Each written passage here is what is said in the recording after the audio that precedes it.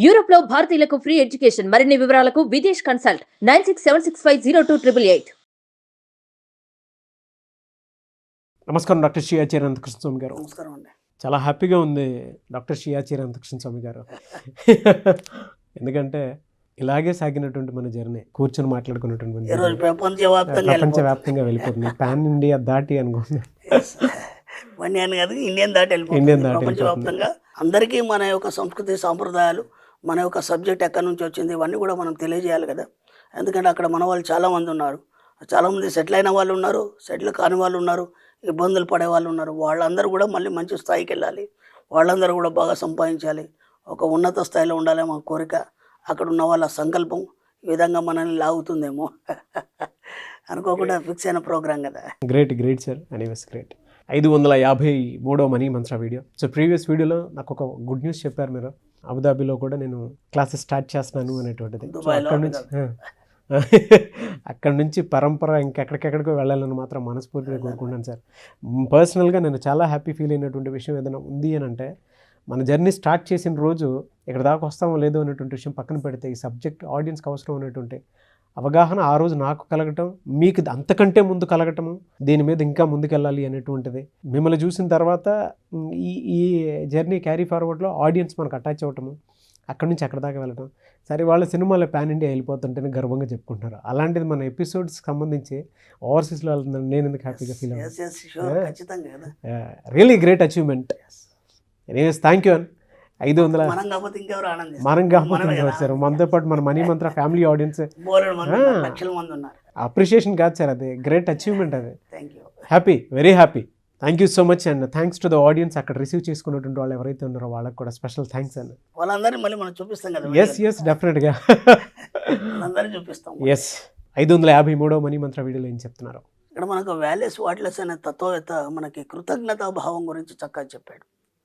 కృతజ్ఞత భావం అనేది ఇప్పటివరకు మనం ఎన్నోసార్లు ఎన్నో విషయాల్లో మనం ఎన్నో వీడియోలలో కూడా మనం అక్కడక్కడ ఈ కృతజ్ఞత అనే పర్వాన్ని మనం అక్కడక్కడ టచ్ చేయడం జరిగింది. అంటే మనం ఒక విషయం ఏం చెప్పుకున్నామంటే, మనం ఉదయం లేచి నుంచి రాత్రి పడుకునే వరకు కృతజ్ఞత పర్వంలో ఒక 100 కృతజ్ఞతలు చెప్పుకోవడం వల్ల మీ యొక్క జీవన శైలిలో మార్పు వస్తుంది. అలాగే మీ జీవన శైలిలో ఉన్నతత్వాన్ని మీరు చూడగలుగుతారు. దీనికి సంబంధించి ఐన్స్టీన్ అనే శాస్త్రవేత్త ఆయన ఏం చేసేవాడంటే, ఇప్పుడు అందరికంటే ఆయనది చాలా ఐక్యూ ఎక్కువ ఉంది. ఓకేనా? అంత ఐక్యూ రావడానికి కారణం ఏంటి? ఇప్పటి వరకు ఎవరు కనిపెట్టిన కొత్త కొత్త విషయాన్ని, సాపేక్ష సిద్ధాంతాన్ని కానీ, అంటే =MC² అని చెప్పేసి ఆ యొక్క థియరీని కనిపెట్టి గ్రహాల యొక్క స్థితిగతుల్ని వీటన్నిటి మీద పరిశోధనలు చేసి ఇప్పటివరకు ఎవరు చేయలేని ఒక అద్భుతాన్ని అతను క్రియేట్ చేయడానికి కారణం ఏంటి అనే దాని మీద ఈ కృతజ్ఞత ప్రభావం ఏదైతుందో దాన్ని ఆ యొక్క ఐన్స్టీన్ చాలా చక్కగా ఆకలింపు చేసుకున్నాడు.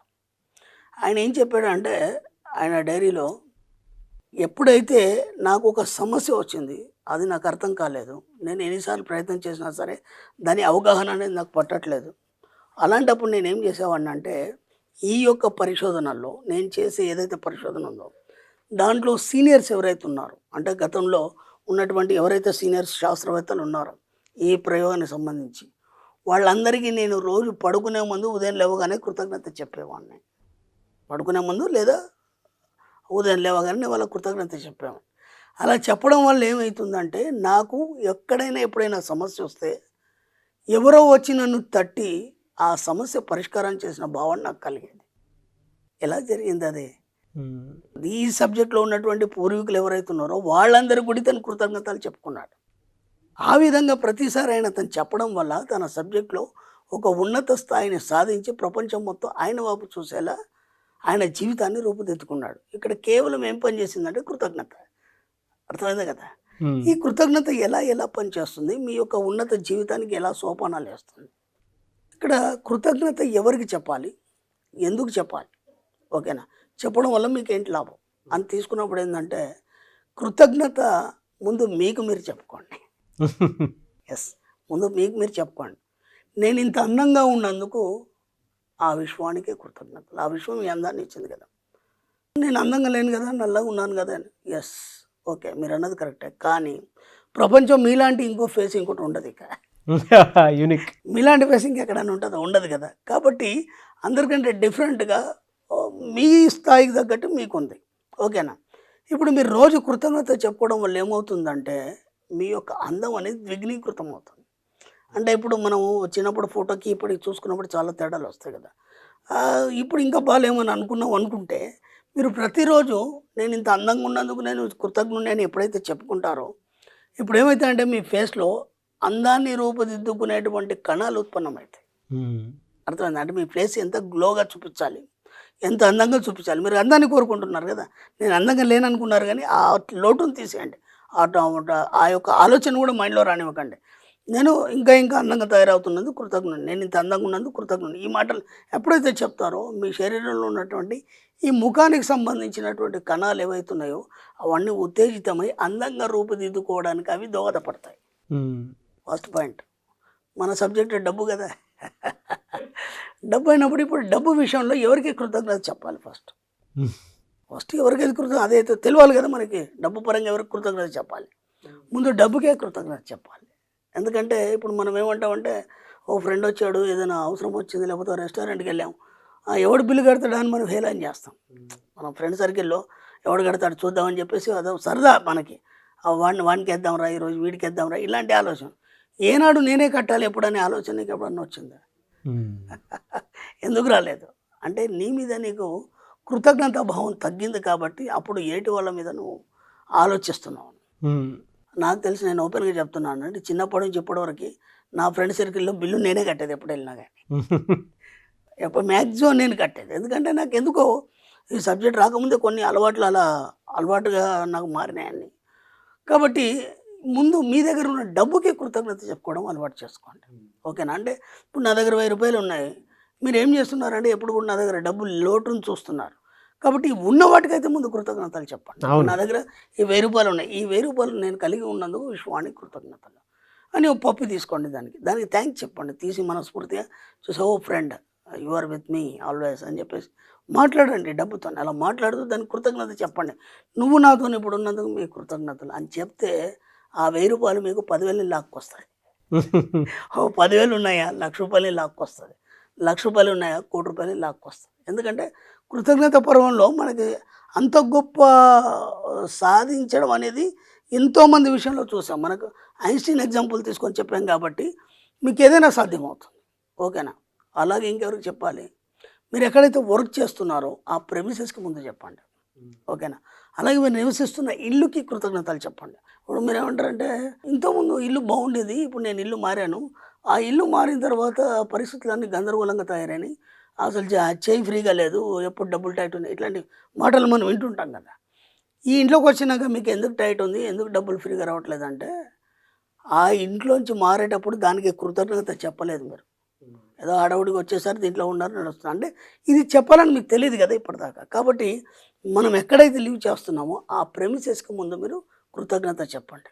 ఇప్పుడు ఏమవుతుందంటే ఆ ప్రెమిసెస్లో ఉన్నటువంటి అన్ని అవసరాలు సరిగ్గా మీకు సహకరించడం అనేది మొదలవుతుంది.